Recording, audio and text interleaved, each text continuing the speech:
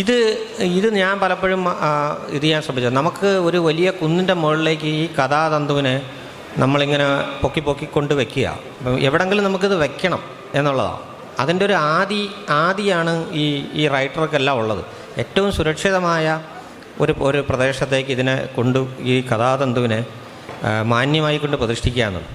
അപ്പം അതിന് മേളിലിരിക്കുന്നവരാണ് വായനക്കാരൊക്കെ. അവർക്കറിയാം ചിലപ്പോൾ ഇതല്ല, ഇതിനേക്കാൾ നല്ല ഒരു സ്ഥലത്ത് കുറേ കൂടെ മുകളിലേക്ക് കൊണ്ട് പ്ലേസ് ചെയ്യാവുന്നൊരു സ്ഥലം ഉണ്ടായിരുന്നല്ലോ, ഒരു മുകളിൽ നിന്നുള്ളൊരു കാഴ്ചയാണ് എന്ന് പറയുന്ന കണക്കാം.